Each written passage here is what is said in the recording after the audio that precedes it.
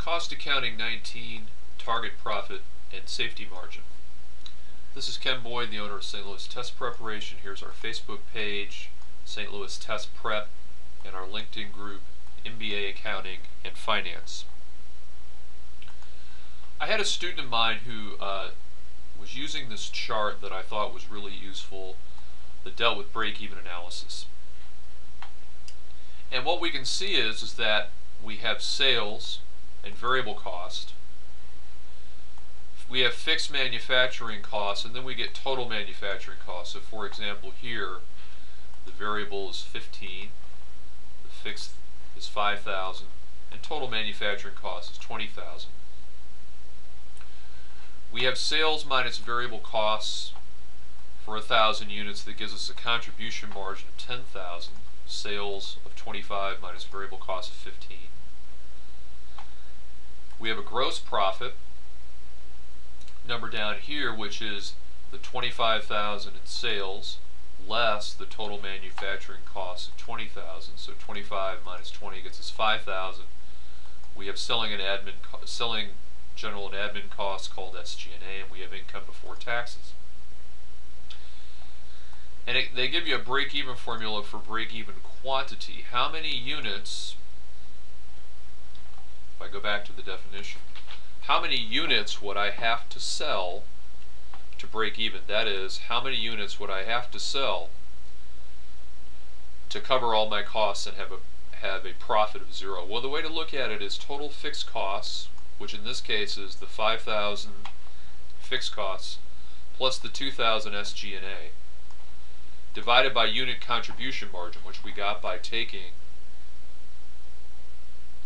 the contribution margin of 10,000 divided by 1,000 units. That's the unit contribution margin, which says in so many words, if contribution margin is sales minus variable costs,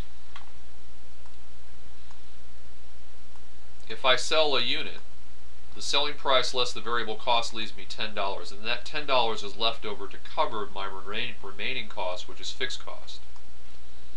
So I have to sell 700 units to cover all my fixed costs. If I take 7,000, if I sell more than 700 units, I have a profit. And another good point is, if I sell more than 700 units, my only extra cost is variable costs, because I've already paid for my fixed costs. So I start to become more profitable when I sell above 700 units also. The next thing they did on the chart that I liked was they took various units of sales, and there's that $700 figure that we just figured out up here as our break even, and I've highlighted it. We'd have variable manufacturing costs of this much, which would be the variable per unit of $15 times 700 gets us 10,500 in variable manufacturing costs. $15 again, variable costs per unit times 700 gets us this much in variable manufacturing costs. So sales, 17,500, less variable manufacturing of 10,500, less those fixed costs that were a combination of, that added up to $7,000. We got that figure up here also. The $7,000 fixed cost is the fixed cost of 5,000 plus this SG&A cost of 2,000. 5 plus 2 gets us the 7,000 fixed cost. So if I take sales less variable cost less fixed costs in this column, I get an income amount of 0. And so this table does a nice job of showing you how units above 700 give us a profit.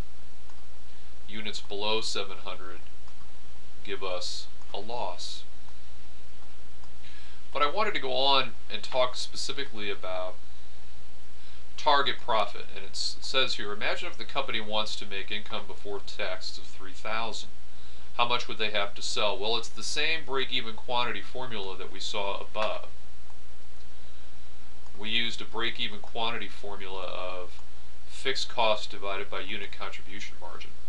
All we're doing now is taking this formula and we're adding a profit into the numerator. It's total fixed costs plus an income amount of $3,000. Let me see if I can widen that, and I can.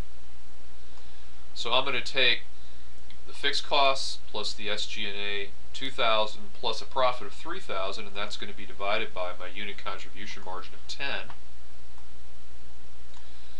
$10,000 divided by $10 a unit gives me 1,000 units. I'd have to sell 1,000 units to make $3,000.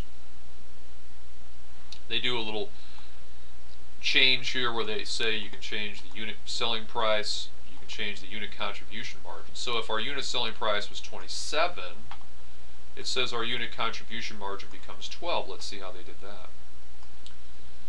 27 sales per unit less 15 variable costs per unit would give me a contribution margin of $12 a unit. Sales is higher by $2, contribution margin would be higher by $2. How would that change the break-even quantity?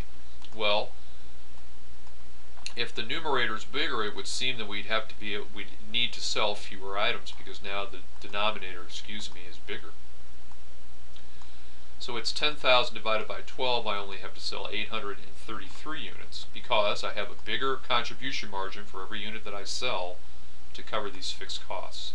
You can imagine that if you're a business owner, the first thing you do when you wake up in the morning on the first day of the month is consider how many units do I need to sell to cover my fixed costs? How many units do I need to at least break even this month? That's one way of thinking about it.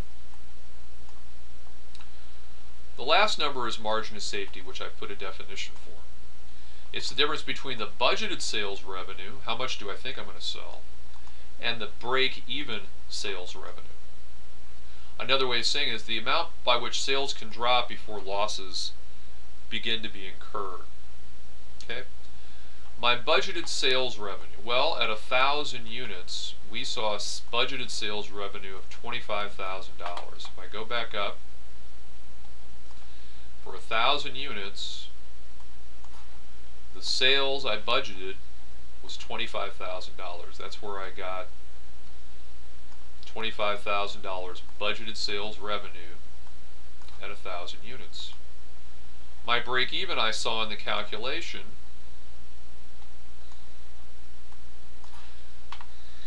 I need to have sales of 17.5 or 700 units to break even.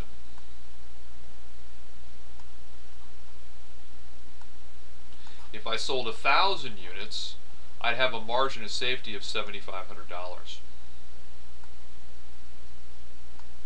In other words, sales could decline by 300 units or $7,500 before I would start to risk losing money. That's what we mean by margin of safety. The amount by which sales in dollars can drop before I begin to incur a loss. Sales could drop by $7,500 before I would incur a loss. That's the end of Cost Accounting 19, our Not on the Web series, additional videos and spreadsheets not on YouTube. Our YouTube channel, KenBoydSTL, you can get an email from us of a complete listing of our videos on YouTube. For live tutoring and chat sessions one-on-one, stltest.net is the website. Here's our email and our phone number. Thanks very much, and we'll see you next time.